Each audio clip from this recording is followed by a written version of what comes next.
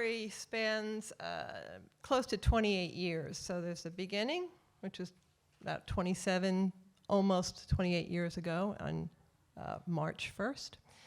And then last 2 days ago or whatever, where were we? Friday, I guess.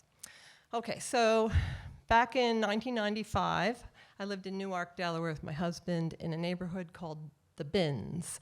The Bins is a really cool neighborhood. It's near the University of Delaware, and all the houses are Cape Cods. They all are exactly the same house. Some of them are oriented a little different, but they're all the same, which brings a sense of immediate community to The Bins. And since it's been there for a really long time, since the 50s, all the trees are really big. There's a lot of neat hiding places for the kids. There's a lot of kids. There's older people, and there's some university students, so it's a really diverse, fun neighborhood. We loved living there, and we were only there for a couple years, honestly. But in 1995, we were there, and I was about to pop a baby. I don't really know if pop is the right word, but I was really pregnant, and I was getting ready. And on March 1st, 1995, it was time to go to the hospital. And we went to the birth center in Wilmington, and we jumped in the car, and we were hightailing it down 95, and of course, if you take that strip of 95, it's insane. And I'm in the back seat, basically holding in my child because he was ready, and he was knocking at the door. And when we got to the birth center, this is in the afternoon, so it's like 2:30, and I got out of the car, and the nurse looks at me and goes, "Woo, we're having a baby. Get up there and rip your clothes off." And I did it because Harley was out in 10 minutes time. So I was like, yeah, people are like, woo. So it was a real whirlwind, like big moment, and we had some lasagna, and I basically went home a couple hours later, and we were home with this baby. And as you can imagine, any of you who've had a baby, the first couple of weeks are nuts, and you don't sleep, and you're just involved with keeping this human being alive.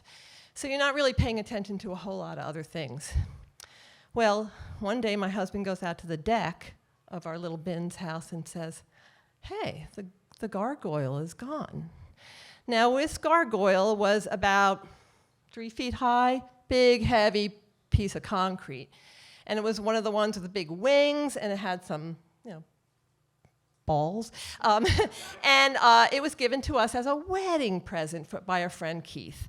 So Keith, it was his present to us, and we had to carry it when we moved from Philly. It's a big, heavy thing. You're fit in the truck, and we're like, ugh.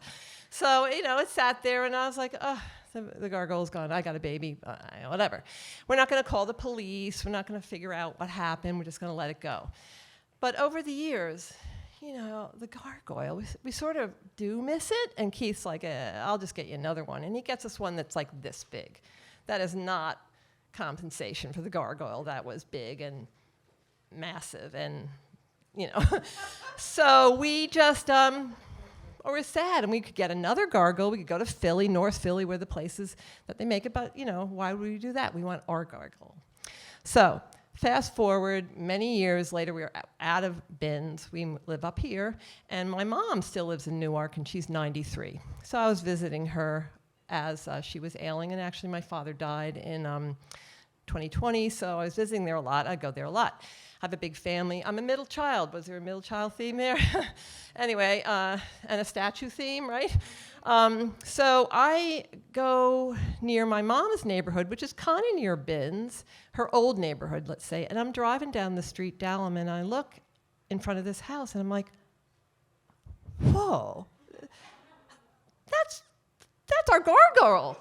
Like, it's sitting there in front of this house, and it's just like blatantly right out there, like anybody could go by and pick it up. It's right by the curb. It's like right on the grass, but I think it was a rental property because the grass is really long, and no one ever seems to be home.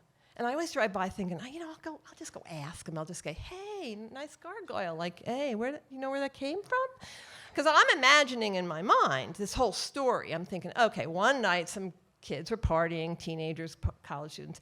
They walked by, and one of them was like, I dare you to take that gargoyle off that Bins, deck. And then, no, we shouldn't do that. And they go to do it, and they pick it up, and they start running with it. And you're like, holy shit, this is heavy.